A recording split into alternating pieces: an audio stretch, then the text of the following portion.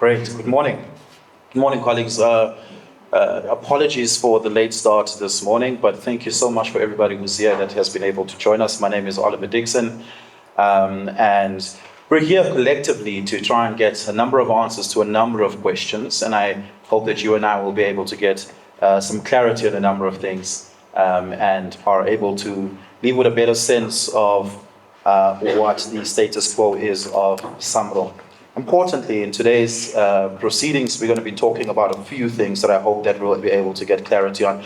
Just generally starting out with the overall health of the organization. More importantly, its financial integrity and financial health. We're joined here by a number of SAMRO representatives, starting from my far left, your far right, is Sisa Mayekiso, who's an independent vice chair of the board and also sits as the chair of the SAMRO Retirement Fund.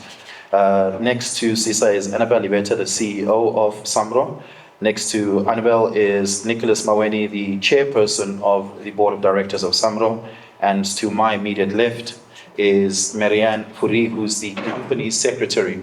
And of course, you can see that we'll be able to get questions regarding operational as well as governance questions, given the representation that we have here before us today.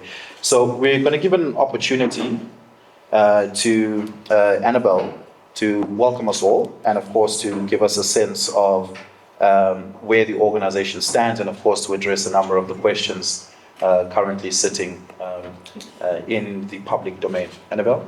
Thank you so much, Oliver. Good morning, ladies and gentlemen, and thank God. Good morning, ladies and gentlemen, and thank you for joining us today. We greatly appreciate your time and your continued interest in the work of the Southern African Music Rights Organization. Is that okay? There you go. The purpose of today's engagement is to ensure that you, as the media, our members, and the wider public have clear and accurate information about SAMRO, our work, and our vision for the future. At its core, SAMRO's mandate is simple but powerful: to administer performing rights on behalf of our members. Our responsibility is to ensure that composers, songwriters, and publishers are fairly compensated whenever their music is used commercially, whether on stage or on air, in hospitality venues, or across digital platforms. This is an industry with enormous potential, but also real challenges, from economic pressures to the rapid changes in how music is consumed. Integrity, transparency, and good governance are therefore more important to us as the management team and as well as the board. I'm proud to share that SAMRO has made significant strides in recent years, and I just want to speak to a few facts to demonstrate these significant strides. In 2024, we reported a record-breaking financial results. License revenues grew by more than 15%, while royalty distributions to our members increased by over 60%, the highest in our history. The organization is 65 years old, and this is a record, a milestone that we are satisfied with. At the same time, we reduced our cost-to-income ratio to its lowest point in a decade, ensuring that more money goes back to our members and to rights holders who we represent and have a responsibility to ensure that we collect on their behalf. Today's program will allow us to share more detail and to engage with you deeply and openly. We will also be addressing some of the misinformation that exists and has been circulating through a dedicated truth versus falsehood session, and thereafter we'll have an opportunity to take questions and answers facilitated by our moderator. Again, thank you for being here and availing yourself. We look forward to a constructive engagement and to working together in telling the story of SAMRO, our creators and composers, and everything that makes us do what we do, and appreciate our members in the process. Thank you. Do you want me to go straight into the truth and falsehood? Please do. Okay, let me do that. What we've done is we've got a presentation, so please stay with us, follow as best you can. And what we will then do is just have the opportunity then to take the questions and answers. Over the past 6 months, SAMRO has received a number of queries and seen a range of claims circulating in the media and among our members. I do maybe just want to take an opportunity to appreciate the broad range of members that we have. I appreciate their passion, I appreciate the enthusiasm, I appreciate how they responsibly hold us accountable. And the work that we do is meant to further the interests of our members. Today, we want to take the opportunity to set the record straight. We have collated the most common questions and allegations, and we will now respond to them directly. Once we have gone through these matters, I think the Q&A session will also assist us to just provide a bit more clarity. As I go through the presentation, if you'll allow me, Oliver, I think it's important just to talk to what those issues might be. Let me start first by dealing with the forensic investigation report together with the COO suspension. The Funduzi investigation found claims or made certain claims about certain members of the board, indicating that they may or may not be guilty and that SAMRO intended to cover that up. However, the truth is this. The Funduzi forensic investigation report identified potential fraudulent royalty claims by certain members who are composer-author members and publishers. And this was done in collusion with a former member of the SAMRO staff. The report itself did recommend further investigation and control improvements that the organization needed to implement. The probe was commissioned by the board, and the recommendations are being implemented by management, and there are steps that are being undertaken to safeguard the assets of the organization. The case was reported to the South African Police Services as is required by law. There's a specific piece of legislation that holds us responsible to reporting activities or allegations of fraud and corruption. We did that. The full report has not been made public while we allow law enforcement processes to continue. The second area that I'd like to talk about is the suspension of the COO, in that it was seen to be retaliatory against somebody who was a whistleblower or for whistleblowing. However, the truth is this. The investigation was commissioned by the board and not initiated by the COO. It was management at the time who brought to the board's attention what had been uncovered within the organization. And the board, rightly so, determined that an investigation was required. Therefore, the COO cannot be considered to be a whistleblower in this matter. The precautionary suspension of the COO that was initiated on the 4th of August is part of an internal disciplinary process unrelated to the forensic investigation. It is not intended, our intention is not to conceal wrongdoing, but to ensure a fair, transparent process. Again, I'll try also not to talk to the same issues, but this has really been what has been widely circulating, and we really want to do our best to deal with that. There is a referral that we submitted to the South African Police Services, as I indicated, and that is the case number 584 of June 2023. The Hawks, the matter has obviously been handed to the Directorate for Commercial Crimes, and they are currently investigating. Since 2023, when the report was released, at our first AGM, the author of the report, which is Funduzi Audit Services, presented a summary of the report to members together with the findings of the report. Yes, the report did not go into detail because we are mindful of the investigation that was currently underway with the police services. And ever since that particular 2023 AGM, we have endeavored to ensure that members are kept abreast of progress with regards to the implementation of the report recommendations, but equally with how we are dealing with some of the control issues We've acknowledged previously that there were weaknesses in our control environment that allowed certain activities to happen, and therefore it's a responsibility for management to ensure that those control weaknesses are addressed. There was an allegation as well that was circulating as to whether myself as the COO or the chairperson were implicated in the Fundisi report. I can confirm that I started in January 2023. The investigation had already been commissioned by the board. The report makes no findings against any CEO at that time previously, or myself at the time that I took on, or the chairperson. However, the report focused on irregular claims made by certain members and a former employee. There was what was circulating in the media is that there was misappropriation of either 90 million or 60 million or some other figures, or 30 million in one report I read. The scope of the work, this is how we want to dispel that. The scope of the work that formed part of the investigation included the period financial year 2020 to financial year 2022, where 60 million was claimed by members of SAMRO. 30 million was indeed paid out to members on the basis of those claims.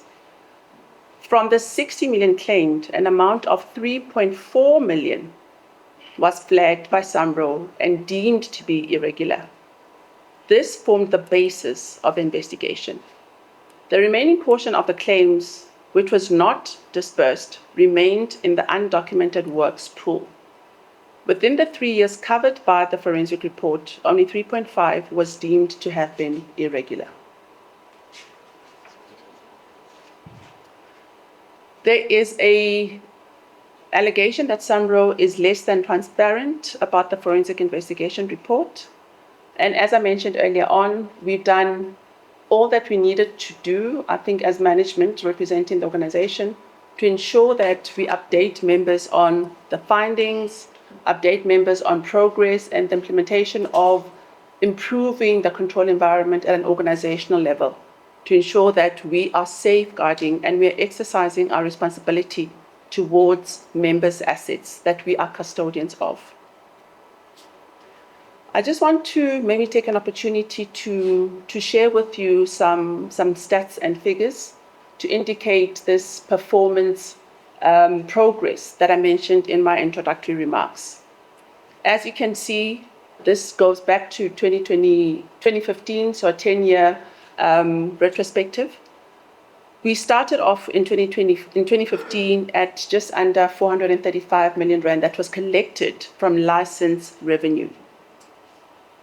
And what we ended up with, I'm just going to jump between two slides, what we ended up with in 2025, and these are just preliminary results, is just under 690 million rand. And I think this is the record that we spoke about and the progress, the performance progress from a financial management perspective, where we are holding music users responsible by licensing and collecting. This is ultimately the responsibility of the organization in safeguarding the copyright of our members and administrating that copyright. You can also see that from 2015, I'll go back again, in terms of our cost to income ratio, and this is, in summary, the money that we collect, what does the organization then keep for administration, and what does the organization then pay out to its members? So you can see that at its highest in 2018, it was at CTI, cost to income ratio, was at 40%. That means for every 1 rand we collected, we were taking 40 cents of that 1 rand, right? And in 2025, at a preliminary results level, we're sitting at 22.3%. So this has come about because of focus on expenditure management and being fiscally prudent in the way that we manage financial resources, ultimately ensuring that more money gets distributed to our members. And already, as I indicated, we are just sitting under 690 million rand in license revenue collected, but also having set aside about 632 million rand for distribution.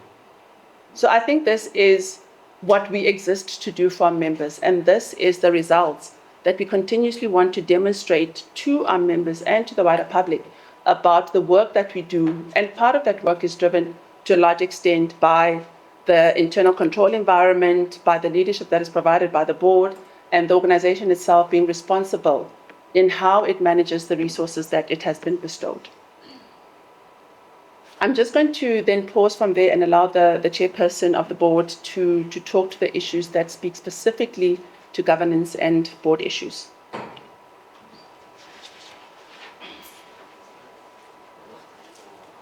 Thanks very much to CEO Annabelle, and also to the media present, and to everyone. And thanks very much again for allowing us this opportunity, and hopefully to set the record straight.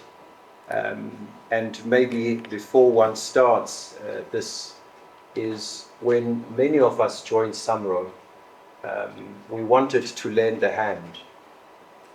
There was a call out there that says, you know, we need professionals, we need different people who can bring skills into the organization, and that's what we really did. And I can confirm and say it's been very much fun, but also not a very easy organization, particularly to preside over. But the most interesting thing about it is that we do this because we care for the creative community. We really do. And I once wrote in our annual report and said it's a thankless job. And someone asked, why do you still do it? And I said, well, I don't know, maybe one day my son might be a musician. My son might be a composer, or somebody else's kids might be a composer. Somebody needs to protect that legacy. Somebody needs to protect the legacy of those people who have really paved the way in this country. And we have a duty to make sure that what is sometimes reported, which I'm sure Sisa will talk about in our Shraf pension fund and everything else, that we don't really have anybody dying as paupers, as it's often reported. That's what we want to do.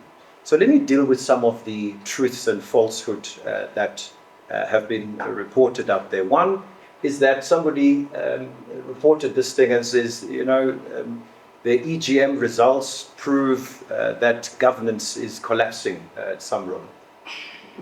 The truth is, on the 10th of July, we had an EGM, and the EGM was planned.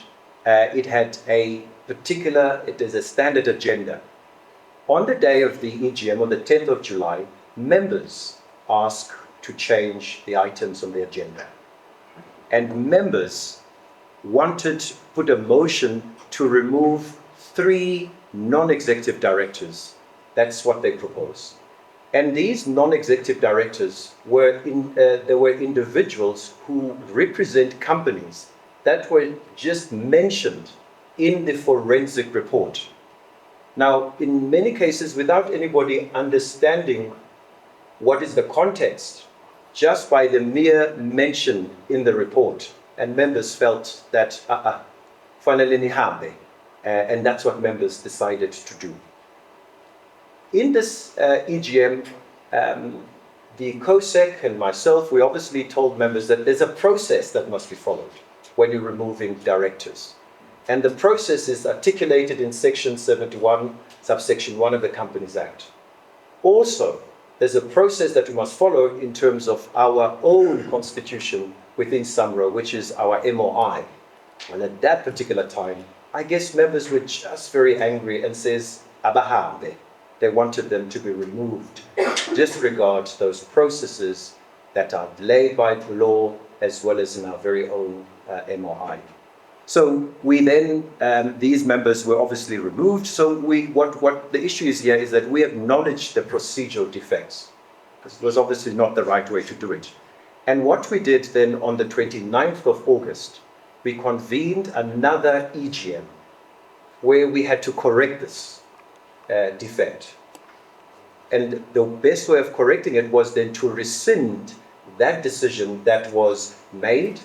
And after rescinding that and then saying to the members, now let's follow the legal process, and that is these members that you want them to be removed, you are allowed to remove them. they must also be given an opportunity to make a presentation. They must present their case, notwithstanding the fact that as members, you don't need to listen to them. They call it as no cause. You don't need to hear them out. But they still need to make a presentation in terms of their case. And this was certainly followed on the 29th EGM that we hosted. And these members, one, the rescission was approved by an overwhelming majority of our members. If I remember this correctly, as CEO and COSEC, it was in the region of about 82%. 82% of about 25,000 full members and associates voted for that decision that was made to be rescinded. Then the second thing that we had to put before the members was then, right, now members, let's follow the right process. You now have an opportunity to remove them the proper way. Let's follow the law the proper way. That did not go through. Because remember, members are supposed to vote for that. And that resolution did not go through at all. It went as low as about, 7? It was quite low in terms of the percentage. So it didn't carry through. So which then meant the directors, the non-executive directors, which were mostly 3 publishers that were removed on the 10th of July, were then reinstated on the board. And they continue to be board members effective as of the 29th of August. We've always been aware of a tension that sometimes exists between publishers and composers. It's an industry thing. There's always that tension. For people in the industry, you will know it. But I guess part of the things that we've got to do is to make sure that we quell that. We make sure that there isn't this mistrust between the two, because in most cases, in order for one to be publishers, they also need to have composers. And that's what happens. The second thing that one wants to deal with is that the meetings are not properly conducted and we excluded members. And I saw people protesting outside the SAMRO building on the 29th of August. We issue a notice to convene the EGM. When we issued that notice, we stipulated that it was going to be virtual meeting only. There were a couple of reasons for that. It was going to be a virtual meeting. We've also had a number of people from different provinces who've complained and says it's not fair for me in the province of Limpopo that I now need to sit and spend my data for hours. It's not fair for someone in the Eastern Cape to also to dial in and sit on the call because what has been happening, we've been prioritizing Gauteng. That's been the history that's been happening. So I guess there are lessons to be learned in this because we were trying to make sure that let's really be fair to everybody. There are certainly lessons that we've learned. There were people who then said, look, the platform that you've used was not adequate. I guess, again, we strive to improve and make sure that our members have much more a wonderful experience when they engage on this. It's not the first time that we've done virtual meetings. During COVID, we embarked on this. And during COVID, we voted and all our activities were running on these virtual platforms and there were no issues. I remember on the 2021, when we celebrated our 60th birthday, we decided to have our EGM in the Kingdom of KwaZulu-Natal, and successfully. And there were no issues raised. But I guess we still need to make sure that next time going forward, we really take note of some of these issues that are raised by our members. Because also, let's be fair, the majority of most of our members, they do reside within Gauteng. But we still need to be fair to some of our international members who did join online as well, that they must have a fair representation. The other thing that one wants to deal with was the fact that the independent board members' fees are exorbitant while members die as paupers. It's a big thing. So first, and it said that we are earning, I think they used the chair, says you're earning 125,000 per meeting. That's not true. There are more meetings that we have as this organization, as the board, special meetings. The fees that are reported every year in our annual report, they've been there all the time. One, they are approved by members. Two, they don't just require a 50% majority. They require more than just about 75%. It's a special resolution, it requires 75% of members. And one of the things that we've done in this organization when many of us joined, we took a decision. There was a previous case for where members, again, were taken to task, board members, that they've duly enriched themselves in terms of board fees. When we came, we stopped all of that. We said, irrespective of the number of meetings that you will have as a board, there will only be a fixed fee.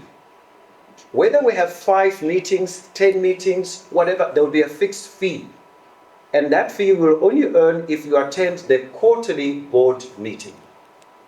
And again, that we've done benchmarking with a number of other organizations. And this is based on the skills, this is based on the experience that we bring to the organization. And it's not fair that, the independent board members have unduly enriched themselves, because we've never voted for those fees. The members voted for those fees. It's been there, as I said, all the years. Since 2019, I joined SAMRO. That's been in our annual reports. The other one that one wants to deal with is that we've then eventually released the results of the 29th, where members are now saying, hey, these are not credible, the results. The votes were captured. It was captured, it was done in the normal sort of a system that we've always used. There's nothing that's been untoward, except for one thing. This period, as the board and especially management, they feel very uneasy about certain things. And they want to make sure that we really dot our I's and cross our T's. So we said, let's double check. Here's the voting done. Let's please go back and double check. Luckily, even the auditors that were doing the auditing, they said, look, we need to double check and make sure if we're going to be associated with these results. And that's what that was done. And it was done, as I said, using the platform. There's really been no interference on that platform. The other one that I want to deal with is that the board is divided and there's no governance structure. Members, SAMRO is not, by nature, to start with this, the way in which the SAMRO board is constituted of the following classes of directors. 1, it has composers. 2, it has publishers. 3, it has outside independent people who don't come from the industry. 4, it has got 2 members of the executives, which is the CEO and the CFO. So that's the classes of directors that we have within the organization. It's brilliant, because as independent directors, we don't have industry knowledge. But what we do have is governance and other experiences that we bring to the board. Our composers, they bring a lot of industry experience as well as the publishers. You're bound to have robust engagements with each other. And that is one of the things that we welcome. You really don't want to have a board that really thinks the same. It's important for the board to be diversified, to have diverse views, because then at least you know you've covered all the bases. And if anybody feels that the board is divided purely because we have robust engagements, I don't know. I don't think that's fair. It's okay for one to feel that way, but I can assure you, it is an important thing. What is not very good is when, as a board has made a decision, for you or anybody as an individual to go outside and distance themselves from that. I think the Companies Act and good governance deals with those. That's one thing that I really want to share on that one. The other thing is that members are calling for the independent board members to step down, and then the question is, why are we not stepping down? We, as board members, irrespective of whether we are composers, whether we're publishers or independent directors, we serve at the behest of members. Members have appointed us to be on this board. It was appointed by members. Members have the right to remove us as long as members follow the right process as outlined in the Companies Act as well as outlined in our MOI. We will do whatever our members want following the right processes. The other one was that at the EGM held on the 29th, members were not allowed to attend, and I think I've already addressed that one. You know what was very sad about this incident was a week before the EGM, there were social media posts that were floating around, sharing incorrect information, telling people that, by the way, SAMRO's EGM is now going to be at the SAMRO offices. So you can definitely see that there is this, I don't know what you call it, the third force, or these handful individuals who are really trying to peddle something. I mean, the comms team had to really work hard to deal with this, this misinformation that was put out there in terms of misleading our members to say to them, no, the SAMRO EGM is going to be at the office. It was never. The notice was very clear that it's going to be virtual, as I've explained, and the reason why we decided to do that. And the Companies Act allows us, and our MOI allows us to do that. But also we're very careful and we understand that data is quite expensive. But as long as we're being fair to everybody, locally or nationally, as well as and to some of our international members. I just want to double check if there's anything else. Oh yes, so there was another one. They said, hey, chairperson, at the last EGM, they said, chairperson, you need to step down. But what was very interesting, and they said I should not preside over the last meeting. We took counsel and we had to go through, and the COSEC checked that is the chair conflicted on any items on the agenda. And of course, chair was not conflicted on the items on the agenda. And also our MOI stipulated that the meeting must be chaired by the chairperson unless the chairperson is not willing to chair. And at that particular time, I was very willing to chair. But also, luckily, in some of the instances, because we are doing this proper succession planning, I do have my vice chair, who is the lead independent, Usisa Mayegiso, who also chairs the Audit and Risk Committee. So in some of the instances, he also stepped in and assisted with the chairing. But there was absolutely no conflict whatsoever for me to have chaired that particular meeting. Why are the publishers now back on the SAMRO board after members voted them out? They're back because the members voted them in. Something like 82% of the members voted them in. That's why they're back. 82% of the 25,000 members, the full members and associates, voted them in, following the right process as outlined in the Companies Act as well as our MOI. That's the reason why they are back.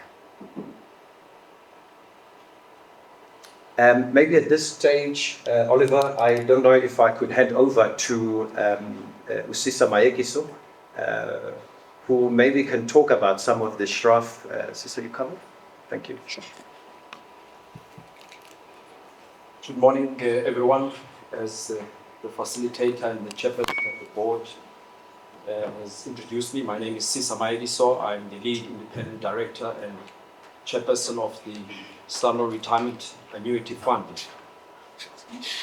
In addition to the primary mandate of collecting royalties on behalf of our members, one of the distinguishing factors of SAMRO is a CMO, a collection management organization, is the fact that we offer our members an array of risk and investment products which are well appointed to deal with some of the social security requirements that they have over their lifetimes.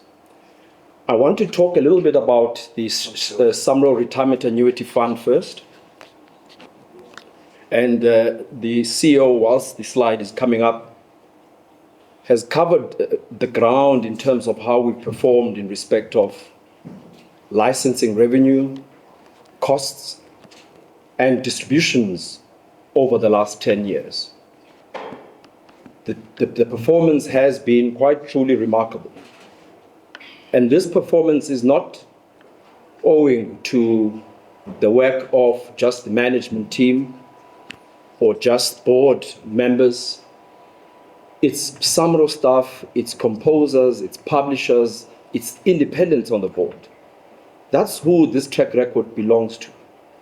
As you can see in the graph on the screen right now, the SAMRO Retirement Annuity Fund, which is a non-contributing retirement annuity fund, another distinguishing factor. So we do not require our members to make any contributions to this retirement annuity fund. We do that on their behalf from the general pool of royalties that are generated.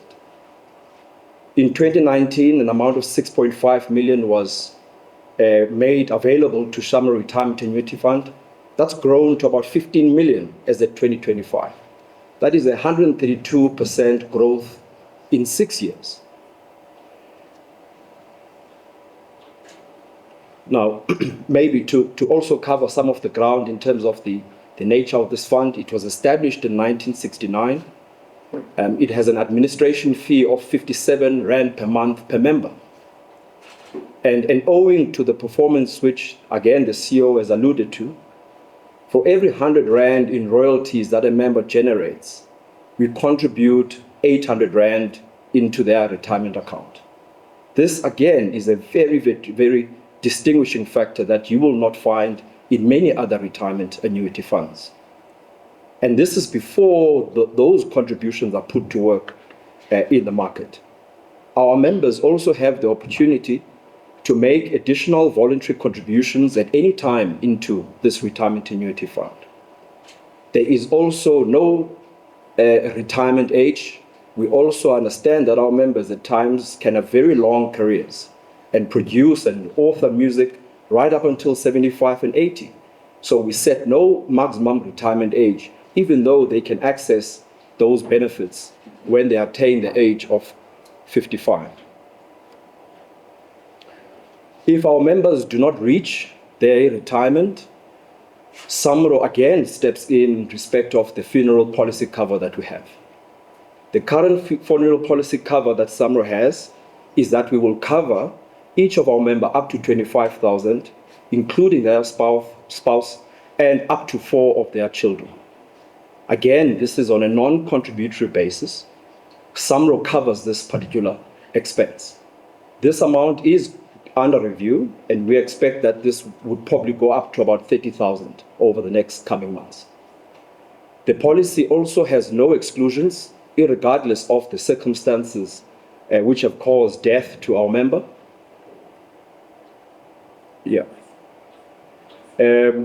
Some of the future developments or aspects that we are looking at in terms of augmenting this array of services that we make available to our members is introducing life cover on behalf of our members. Currently, the team internally who have come up with this idea are working on a funding model that would allow us to be able to augment our offering to add this particular aspect. But in order to be able to bring this to fruition, it requires the company to work in unison.